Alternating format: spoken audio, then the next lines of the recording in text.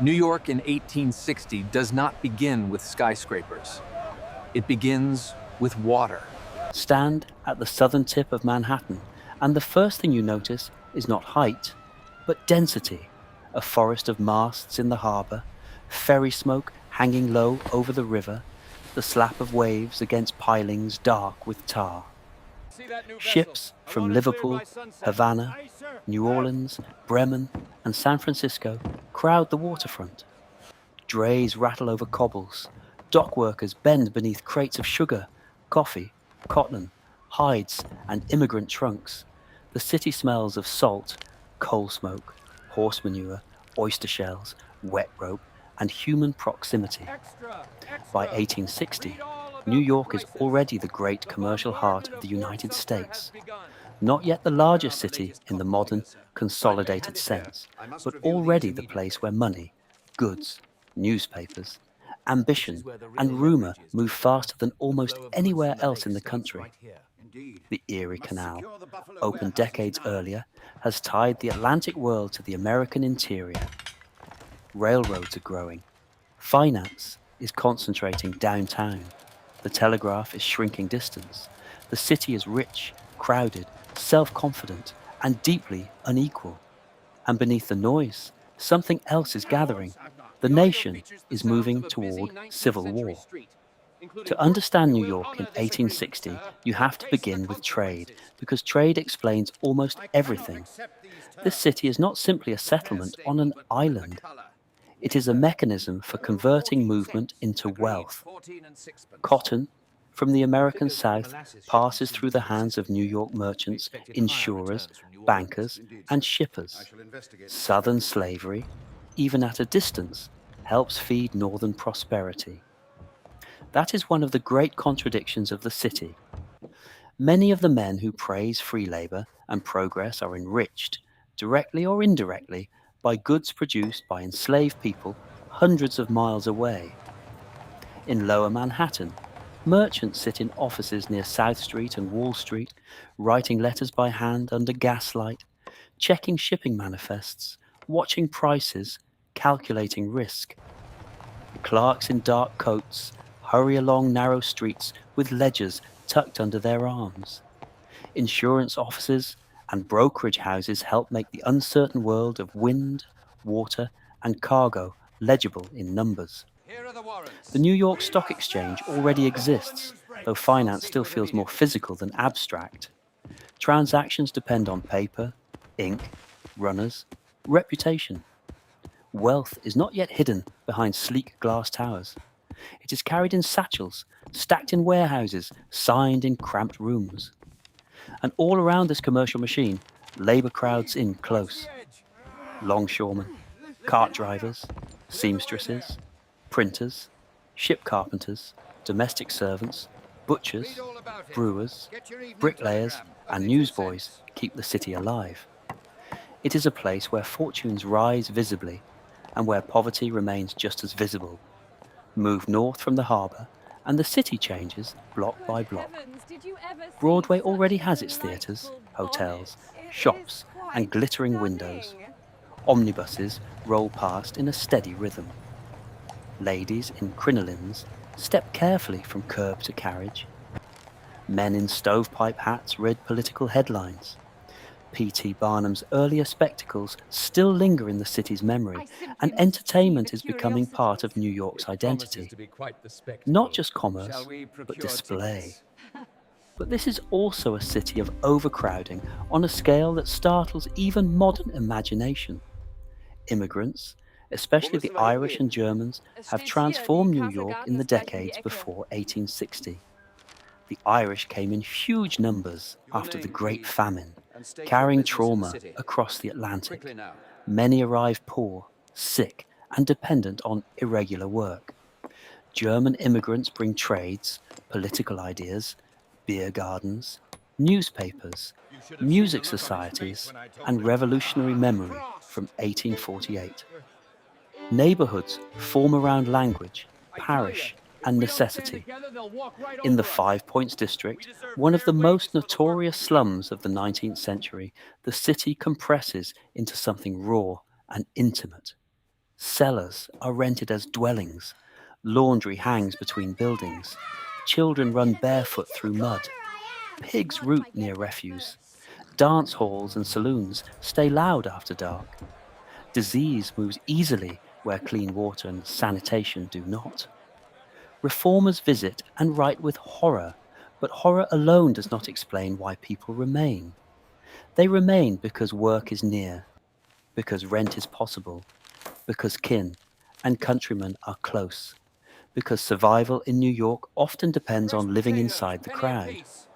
This is the important truth. 1860. New York is not merely a place of misery or opportunity. It is both at once, often on the same street. Politically, the city is a maze of competing loyalties.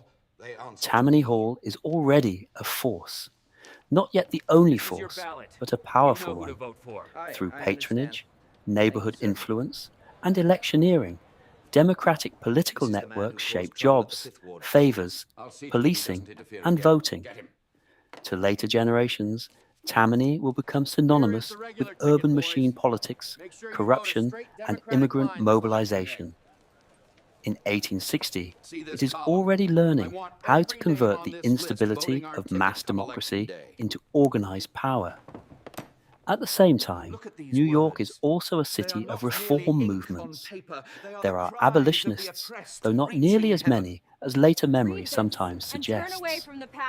There are evangelical moral campaigns, temperance advocates, charitable societies, and urban reformers trying to discipline, uplift, or reorganize the poor. There are women active in teaching, writing, organizing, and philanthropy, even while formal political power remains closed to them. This is not a morally tidy city. Some New Yorkers denounce slavery. Others fear abolition will disrupt business. Some are appalled by Southern secession. Others sympathize with Southern elites, or at least with Southern trade. In 1860, Mayor Fernando Wood even floated the astonishing idea that New York might declare itself a free city if the Union broke apart, a separate commercial republic, loyal above all to its own interests. The idea went nowhere, but it revealed something important. New York already thinks of itself as more than local, sometimes almost more than national. The city is American, but it is also Atlantic. The presidential election of 1860 sharpens the tension. Abraham Lincoln's victory in November is felt in New York not as a simple civic event, but as an economic and political shockwave. Newspapers argue, merchants calculate, politicians posture. In boarding houses, bars, counting rooms, and ferry terminals, people debate what disunion would mean for prices, for jobs, for shipping, for the Constitution, for the future of the Republic. And yet, daily life continues. A mother still buys bread. A printer still sets type. A ferryman still crosses the East River in winter wind.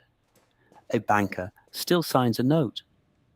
A black church congregation in Manhattan still gathers under the long knowledge that freedom in New York State does not mean equality in New York City. Black New Yorkers, free, working, organizing, worshipping, building institutions, live inside a city that depends on liberty in language and denies it in practice. Racism is not Southern property alone. It is present here too, in hiring, housing, violence, exclusion. That contradiction matters because when we imagine New York before the Civil War, it is tempting to cast it as the clean opposite of the slave South. But 1860 refuses that simplification. The city's prosperity is entangled with slavery. Its democratic culture is alive with prejudice. Its modernity is real, but so is its moral compromise. There are no skyscrapers yet, but the impulse that will create them is already visible. Developers push northward as Manhattan fills. Rows of brick houses spread uptown. New hotels announce confidence. Retail expands. Newspapers multiply and compete ferociously. Illustrated weeklies help turn current events into shared national spectacle. The telegraph changes tempo. Information arrives faster. Rumour spreads faster. Markets react faster. And then there is the great unfinished landscape of the future, Central Park. In 1860, the park exists, but not in the polished way later generations will know it. Frederick Law Olmsted and Calvert Vaux's Greensward plan is being carved into the island. Workers blast rock, move earth, drain swamps, lay paths, and shape lakes. What appears natural will in fact be engineered labour on a massive scale. That is one of the hidden facts of New York then and now. Even its landscapes of escape are built through force, planning, and human toil. Elsewhere, the city remains rough-edged, improvised, half-finished. Paving is uneven, street lighting is partial, fire is a constant threat. Horses dominate movement. Night can still feel genuinely dark once you leave the brightest streets. This is not yet the city of electric certainty. It is a city flickering toward it. So what survives of New York in 1860? Not the harbour forest of masts. Container ships and bridges replaced that world. Not 5 Points as it was. The old district was reshaped, demolished, overwritten. Not the gaslit intimacy of lower Manhattan, counting houses. Not the exact sound of iron-rimmed wheels crossing cobblestone beside open gutters, but the deeper structures remain. The port instinct remains, even in altered form. The habit of connecting distant worlds and charging a fee for the connection. The immigrant city remains, not Irish and German alone now, but global in scale. The tension between immense wealth and intimate hardship remains. The confidence remains, that peculiar New York belief that the city is not merely part of the future, but one of the places where the future is manufactured. And the contradictions remain as well. New York still lives by movement, by finance, by spectacle, by reinvention. It still tells stories about freedom while wrestling with inequality. It still expands by absorbing newcomers, while fearing them, exploiting them, needing them. It still turns labour into skyline, pressure into opportunity, land into theatre. If you stand in lower Manhattan today and look past the glass, the traffic, the security barriers, the tourists and the towers, you can still sense the older city beneath the modern one. A city of ropes, ledgers, crowded rooms, printed headlines, immigrant prayers, political bargains, and harbour wind. A city not yet vertical, but already immense in appetite. New York in 1860 was not the beginning of the city, but it was one of the moments when its permanent character became unmistakable, energetic, divided, mercantile, theatrical, morally unsettled, and always in motion. The skyline would come later. The velocity